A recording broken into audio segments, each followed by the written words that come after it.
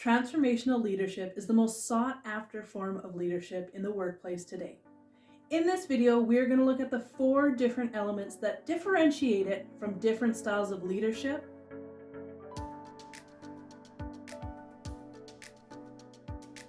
Hi, I'm Jeanette Bergeau. And I'm Crystal Brown. And we're a mother-daughter mediation team. Our goal with Korero Solutions channel is to help you become the leader that you and your organization are looking for. For the latest tips, tools, and advice, subscribe to our channel and hit that notification bell. All right, let's get started. The first element we'll look at is leadership focused on the future. So what we're looking for is leaders that are not just staying present in what's going on today.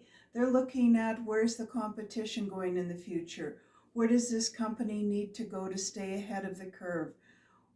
Different ideas to take this or your team into the future, not just staying in the present. The second element that sets these leaders apart from others is they are always looking for ways to improve the workplace. So within this, it's about not just putting out those fires, but looking for different ways in order to actually prevent those fires from happening. So what can you do now that's going to really pay off in the future? These leaders remember that it's not just about today, it's about tomorrow, and the investment that they make of their time now is going to pay off and yield far greater dividends in the long run. So making sure that whatever they do today is going to have that positive impact on tomorrow. Element number 3 are the positives or the benefits to your staff of transformational leadership. So one of the first positive aspects you'll see is you'll have motivated staff. You'll have motivated staff because those staff are involved in decision making, and how do you roll out that decision? Where's our team go from here? What does the future look like for our team? Yeah, they're really bought into the process. They're bought into your vision. Absolutely. Which takes us to the next benefit is you have engaged staff. Staff that want to come to work, staff that want to contribute to the success of this team, the success of the organization. They want to make sure that when people look at your team, they say, wow, I want to be part of that team. The next thing that you'll have is a higher level of employee satisfaction.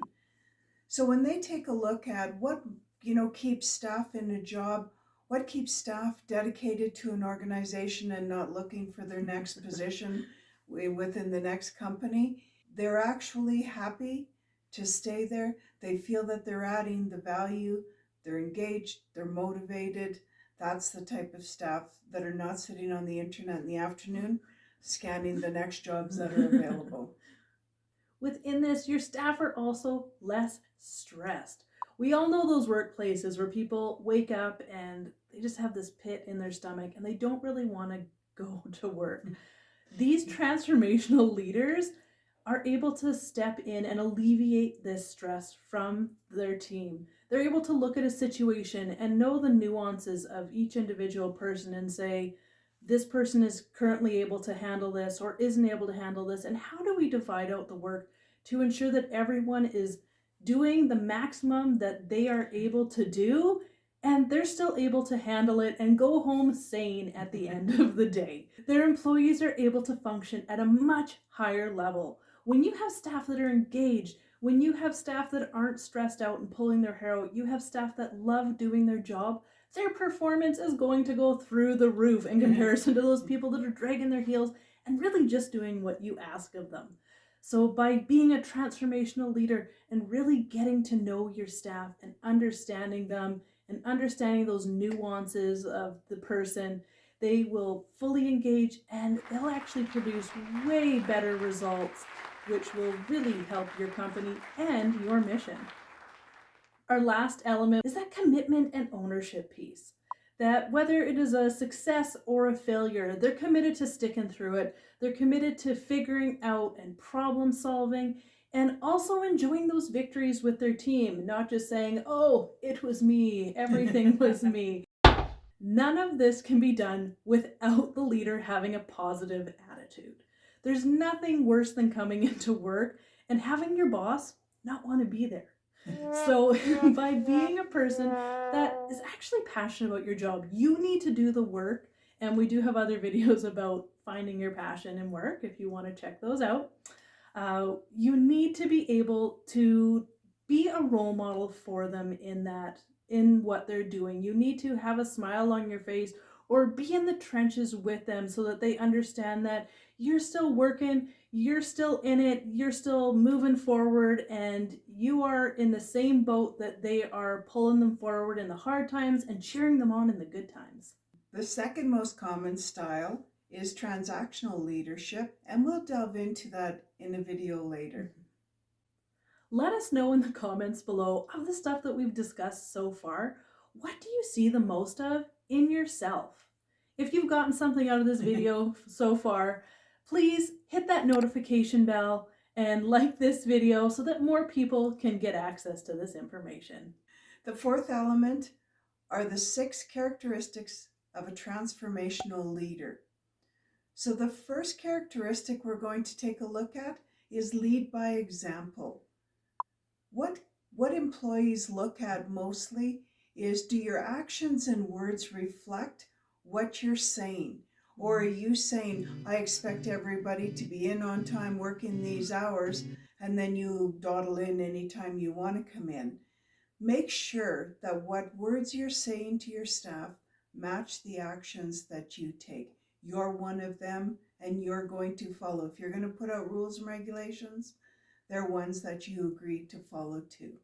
The second characteristic is that these people, they inspire their staff. They're open to change. They're open to ideas, not just like a philosophical, come to me with your ideas and I'll see if they fit into my perspective. They actually want to understand. They actually want to learn. They actually want to grow. So they inspire their staff to stretch themselves, and these leaders stretch themselves as well. The third characteristic is to acknowledge individuality.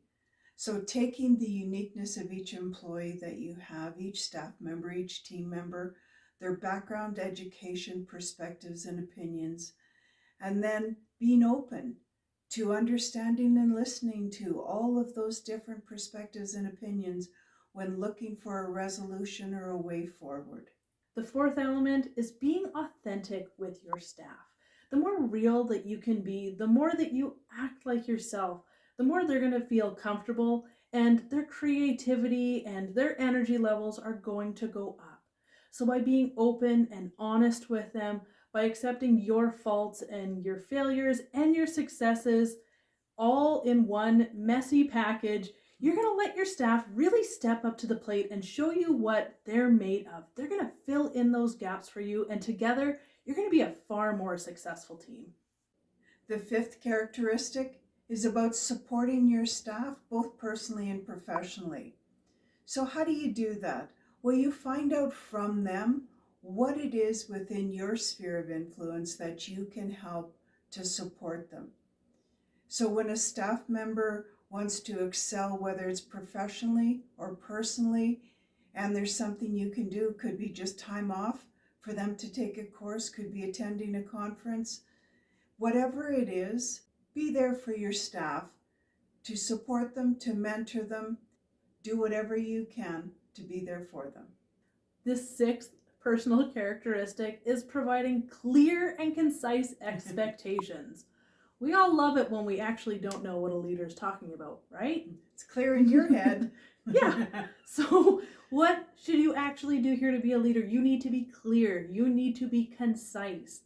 That has to do with getting stuff straight in your head so that you know what to expect of your staff, and really get straightforward on what those expectations are of them, information and how that's conveyed to them. Let them know all of the relevant information that they need to do their jobs to the best of their abilities and to meet those objectives. This is a huge thing that a lot of people struggle with, and by just taking the time in order to really get clear on what you need from them, you will allow them to succeed and help you meet your goals. So if they have questions for clarity, make sure that you're open to answer those questions.